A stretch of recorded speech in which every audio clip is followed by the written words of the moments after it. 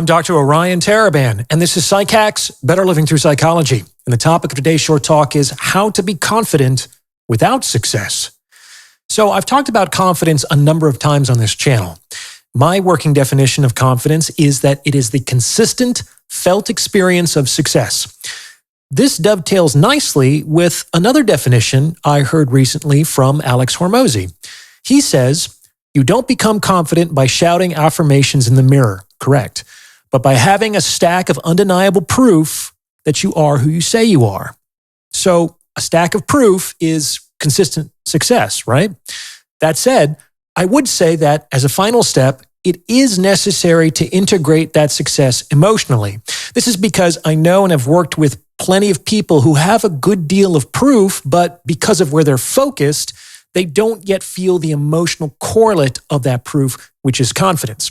So that's what I would add to Hormozy's definition, but it's a very good definition nonetheless. That said, I can imagine some people out there rolling their eyes at these definitions. Why?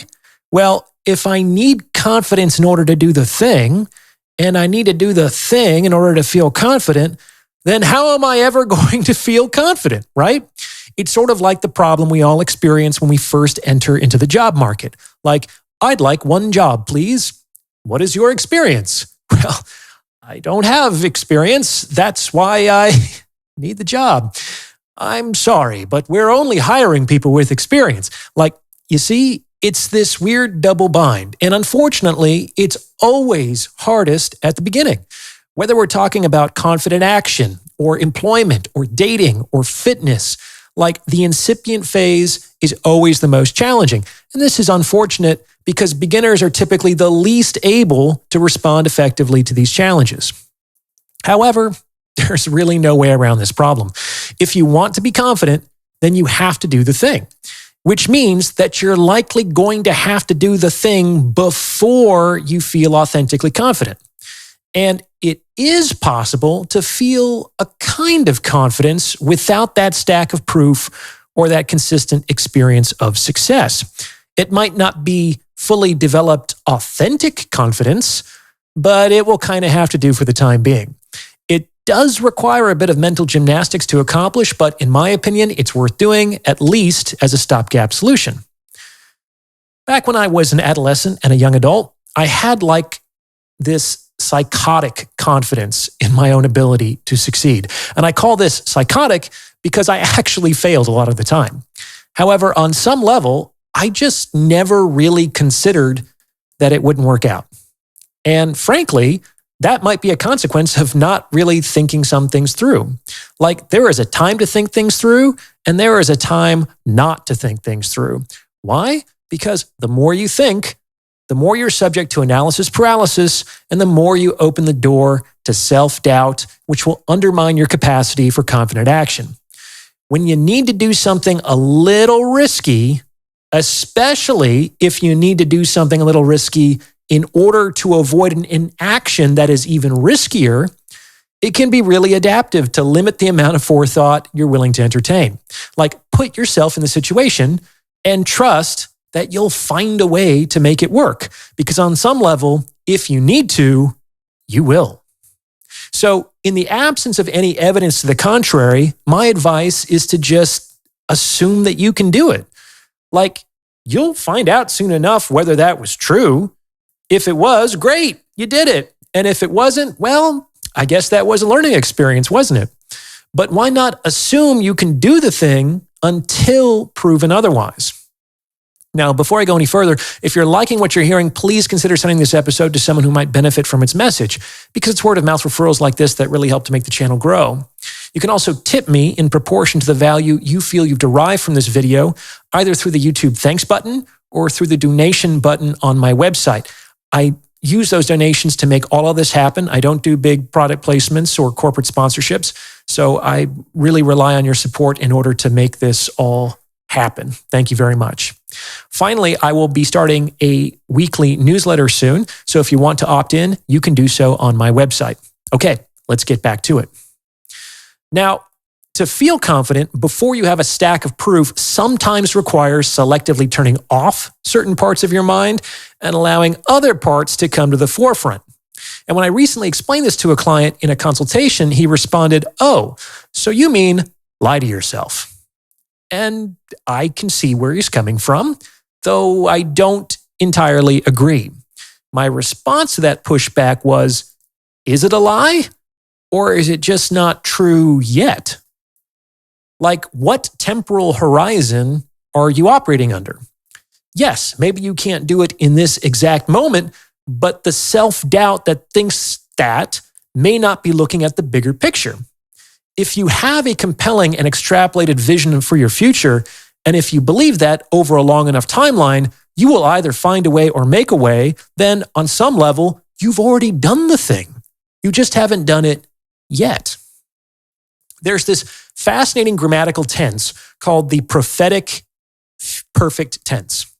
It's a verb tense that is often used in religious texts, and it's used to describe events that are so certain to happen that they are referred to in the past tense as if they already happened. I'll say that again. The prophetic perfect tense describes future events that are so certain to happen that they are referred to in the past tense as if they've already happened.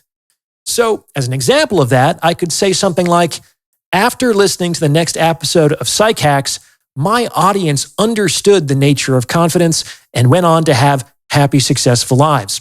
Like, I'm so certain that this next episode will have helped you that I'm already talking about the outcome as if it's already happened. Does that make sense?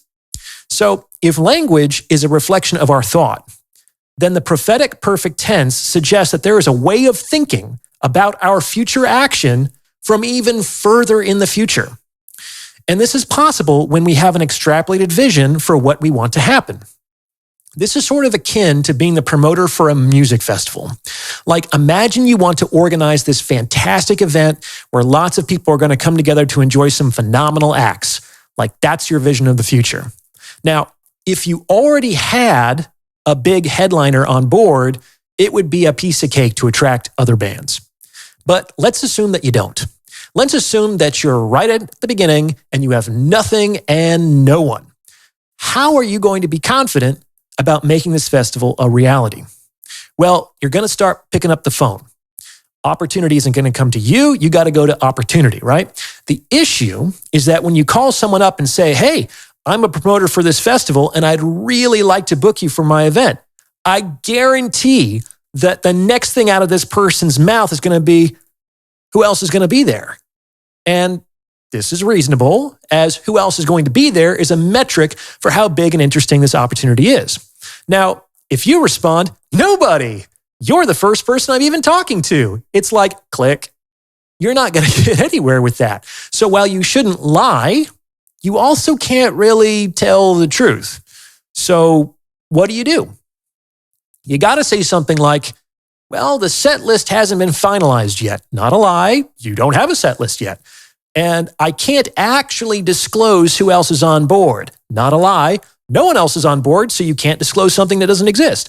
"But I will tell you that we're exploring some very exciting options." Not a lie. You're excited about talking to the person that you're talking to. Options that you've heard of. Not a lie. The person you're talking to has heard of him or herself. And things are really starting to come together. Not a lie. You did just start. You see? Talk like that, and the other person might at least stay on the line. Now you call the next guy.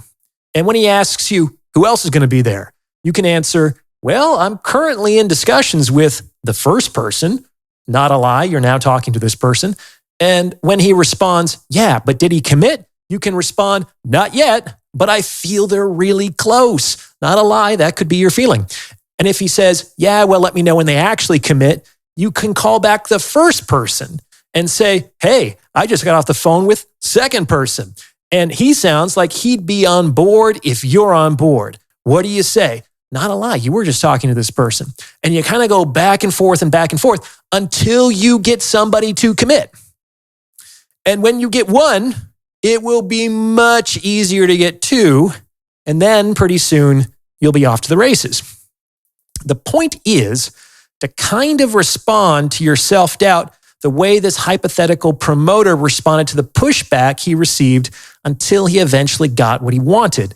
You don't have to lie to yourself, but you do have to respond to your doubts in a way that kind of already assumes that you've succeeded, which, as we've discussed, is possible using the thinking behind the prophetic perfect tense. And all of this is facilitated by having a compelling and extrapolated vision for the future. Once you start to succeed, you won't need these mental tricks anymore, but they're really helpful when you're just getting started. Hopefully that makes sense. What do you think? Does this fit with your own experience? Let me know in the comment section below. And if you've gotten this far, you might as well like this episode and subscribe to this channel. You may also consider becoming a channel member with perks like the priority review of comments or booking a paid consultation.